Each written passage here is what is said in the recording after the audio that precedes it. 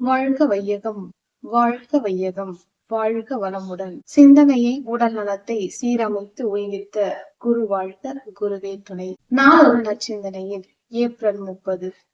நமது சொத்துக்கள். புதிதாக பயிற்சிக்கு வந்த அன்பர்கள் தவத்தின் பொழுது நினைவு ஓடிக்கொண்டே இருக்கின்றன.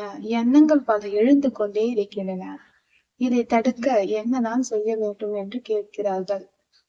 மனித உயிரை தொடர்ந்து பல பிறவிகளாக தொடர்ந்து வந்து கொண்டிருப்பதும் இப்பிறவியில் மூட்டப்பட்டதும் ஆகியது நம் வினைப்பதிவுகள் மட்டும்தான். இவை அனைத்தும் உடலிலே நோயாகவும் உள்ளத்திலே கலங்கங்களாகவும் வந்து கொண்டேதான் இருக்கும்.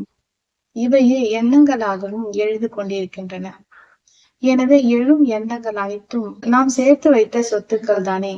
அவை எங்கே போகும்? நாம் வேறு ஒரு வகையில் உடலையும் மனதையும் வாழ்வில் பழகி புதிய பதிவுகளை ஏற்படுத்த பழைய பதிவுகளின் வேகத்தை குறைத்து கொள்ள முடியும். சிறிது காலம் பயிற்சி செய்த பின் மனம் நாம் விரும்பியபடி ஒரே எண்ணத்தில் நிலை பெற்று நிற்கும்.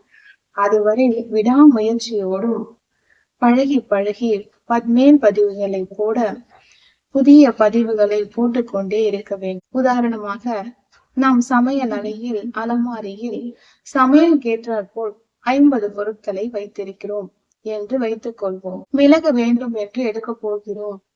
அதே வேளையில் கடுகு, பூண்டு, சீரகம் இவை அனைத்து மற்ற சாமான்களும் நம் கைகளில் தென்படுகின்றன.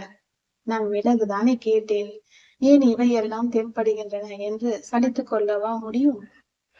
அதையும் நாம் தானே வைத்தோம். அங்கு நாம் தேவையான பொழுது அவையும் நமக்கு தேவைப்படும். அந்த வினைப்பதிவுகள் அனைத்தும் நமக்கு தேவையான பொழுது நம் எண்ணங்களாக வந்து கொண்டிருக்கும்.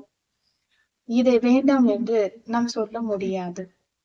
இந்த வினைப்பதிவுகள் அனைத்தும் எண்ண அலைகளாக எழுச்சி பெற்று கொண்டேதான் இருக்கும். இதற்கு குண்டலினி யோகத்தின் தீட்சை தவ முறைகளையும் பயின்று மேன்மேலும் வாழ்வில் வெற்றியும் மகிழ்ச்சியும் மன நிறைவும் பெற நம்முடைய வேதாத்ரி மகரிஷியின் தவ பயிற்சிகளை பயிற்சி செய்து கொண்டே இருக்க வேண்டும். வாழ்க வளமுடன். அருட்தந்தை.